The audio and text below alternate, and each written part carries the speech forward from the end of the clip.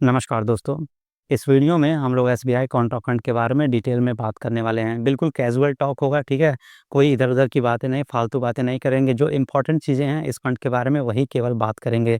और अगर आपको कुछ भी पूछना हो तो कमेंट सेक्शन के माध्यम से आप डायरेक्टली मुझसे पूछ भी सकते हैं। आपको डेफ़िनेटली मैं रिप्लाई दूँगा, ठीक है? तो चलिए इस फंड की शुरुआत करते हैं। सबसे पहले हम रिटर्न चेक करेंगे। ऑब्वियसली अगर हम किसी फंड में इन्वेस्टमेंट करते हैं तो उसका रिटर्न सबसे इम्पोर्टेंट होता है हमारे लिए। भाई कोई भी इन्वेस्टर हो, चाहे कोई भी फंड हो, पैसा क्यों लगाता है? ताकि उसे एक अच्छा रिटर्न मिले लंबे समय में। मैं शॉर्ट टर्म के लिए कभी भी बात नहीं करता हूँ, ठीक है? शॉर्ट टर्म के लिए जब मैं कभी वीडियो बनाऊँगा तो मैं पर्टिकुलरली आपको बताऊँगा कि ये वीडियो शॉर्ट टर्म इन्वेस्टमेंट के लिए है। तो ये मैं फिर से बोल रहा हूँ कि लॉन्ग टर्म इन्वेस्टमेंट के बारे में बात कर रहा हूँ, ठीक है? तो अगर इस फंड का आप रिटर्न देखोगे, चाहे आप 1 साल का देखिए, चाहे 3 साल का, 5 साल का, 7 साल का, 10 साल का, आपको रिटर्न दिखेंगे ना, तो आपको सारी चीज़ें बिल्कुल साफ-साफ क्लियर हो जाएगी। मैं यहाँ पे स्क्रीनशॉट लगा रहा हूँ, आप चाहें तो इसे एक बार वीडियो को स्टॉप करके देख भी सकते हैं। 1 साल का अगर आप रिटर्न देखेंगे ना, तो कुछ ख़ास नहीं रहा है कैटेगरी की तुलना में। इसने -2.50% के आस-पास रिटर्न बना के दिया है नेगेटिव में। देखिए 2.5% के आस-पास इसने नेगेटिव रिटर्न बना के दिया है। तो 1 साल का रिटर्न इस फंड का ख़राब है, ऑब्वियसली कोई डाउट नहीं है इसमें। और इसका ही नहीं, आप कोई अदर फंड भी उठा के देख लीजिए, सबका लगभग यही हाल है। इवन मैं सेंसेक्स की बात करूँ, निफ्टी 50 की बात करूँ, निफ्टी की बात करूँ या निफ्टी नेक्स्ट 50 की बात करूँ या मिड कैप, स्मॉल कैप कहीं की भी बात करूँ, इस साल रिटर्न अच्छा नहीं रहा है किसी भी फंड का। किसी ने 1% दिया है, किसी ने 2%, किसी ने 4%, किसी ने नेगेटिव में रिटर्न दिया है, तो यही हाल रहा है। रीज़न आपको पता ही है कि इंडिया एंड पाक का जो झड़प हुआ था या वॉर वाली सिचुएशन थी, उससे हमारा जो स्टॉक मार्केट है वो इम्पैक्ट हुआ था। इसके अलावा जो ट्रम्प चाचा हैं उन्होंने टैरिफ पे टैरिफ लगाया था, इवन लगाया है, तो इससे भी थोड़ा स्टॉक मार्केट अभी डाउन चल रहा है। मतलब कुल मिलाकर हम कहें तो इस साल मतलब 1 डेढ़ साल से जो जियोपॉलिटिकल सिचुएशन है वो उतनी अच्छी नहीं है, फ़ेवरेबल नहीं है मार्केट के लिए। इस वजह से 1 साल का डेटा आप इग्नोर कर दीजिए तो ज़्यादा अच्छा है।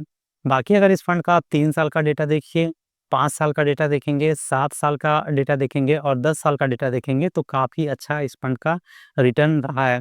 5 साल का देखिए रिटर्न आपका 30% से ज़्यादा इसने बना के दिया है। तो अगर किसी ने मान लो आज से 5 साल पहले इस फंड में मान लो 1 लाख रुपए भी लमसम करके छोड़ दिया होता, तो वो आज 4 गुना हो गया होता। मतलब कि 1 लाख का 4 लाख बन गया हो गया होता। अब ये कैसे? तो रूल ऑफ 72 मैंने कई बार बताया है, फिर से बता दे रहा हूँ। रूल ऑफ 72 क्या बताता है कि कोई भी म्यूचुअल फंड स्कीम जो रिटर्न दे रहा है, उस रिटर्न के हिसाब से कितने साल में आपका पैसा डबल होगा। सिंपली आपको क्या करना होता है, जितना भी रिटर्न है उससे 72 में डिवाइड करना होता है।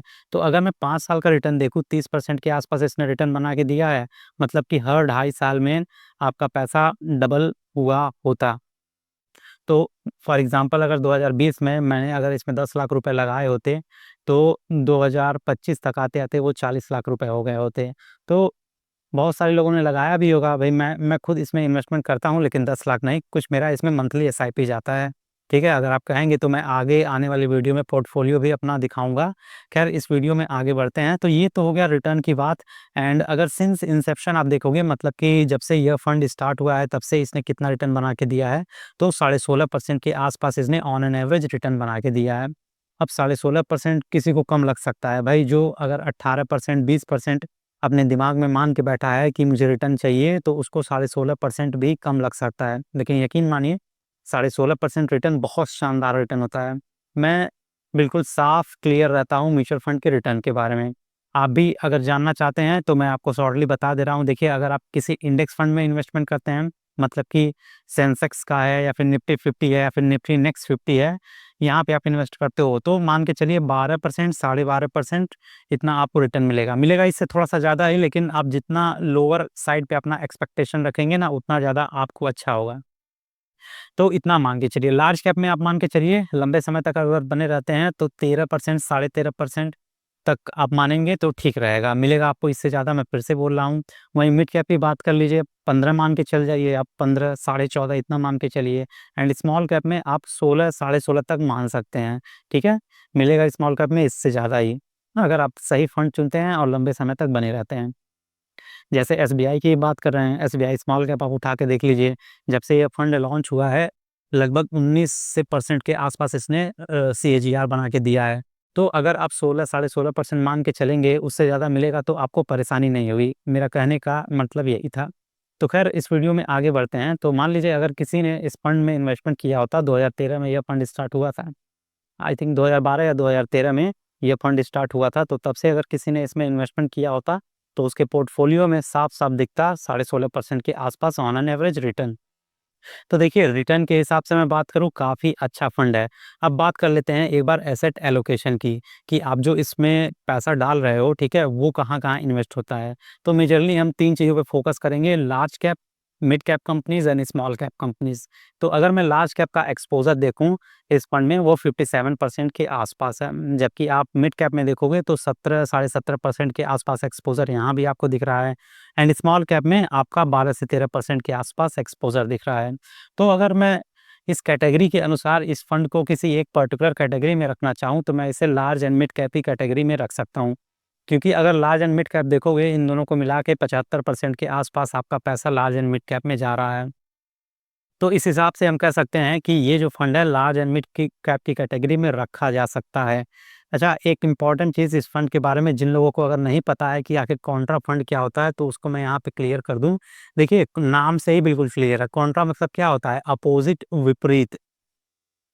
तो इस तरह के जितने भी फंड होते हैं, उनका जो इन्वेस्टमेंट स्टाइल होता है, वो किस तरह का होता है कि जो भी स्टॉक अंडर वैल्यूड होते हैं या फिर आउट ऑफ फेवर होते हैं, मतलब मार्केट से अंडर वैल्यूड हैं या आउट ऑफ फेवर हैं, तो वहाँ पे ये इन्वेस्टमेंट करते हैं। इसके पीछे का जो लॉजिक है, जो फंड मैनेजर या फिर एक्सपर्ट बताते हैं कि किसी कारणवश अभी ये जो पर्टिकुलर स्टॉक अंडर वैल्यूड हैं, जब मार्केट सेंटिमेंट अच्छे होंगे, मार्केट सेंटिमेंट पॉजिटिव होगा, तो ये बहुत ज़्यादा बाउंस बैक करेंगे, बहुत अच्छा रिटर्न बना के देंगे। तो इसी कैलकुलेशन पे, इसी सेंटिमेंट पे यहाँ पे इन्वेस्टमेंट होता है।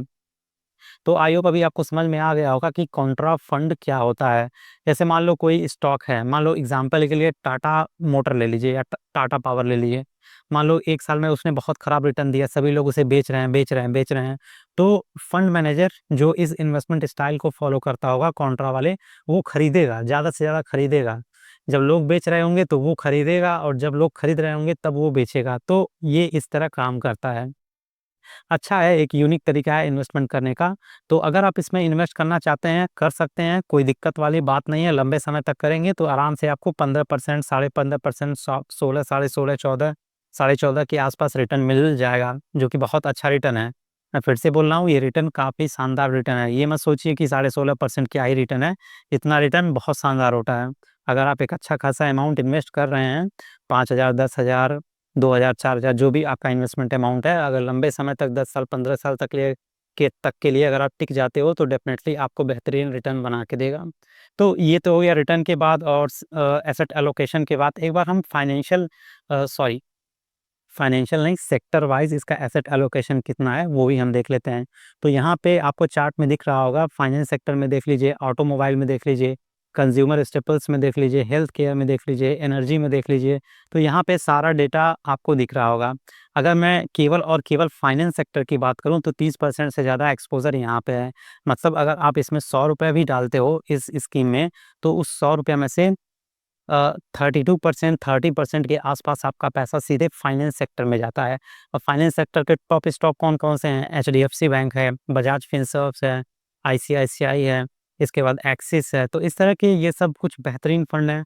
आप इन स्टॉक को अलग से भी पर्टिकुलर वे में देखोगे ना, तो इन सभी ने बहुत अच्छा रिटर्न बना के दिया है।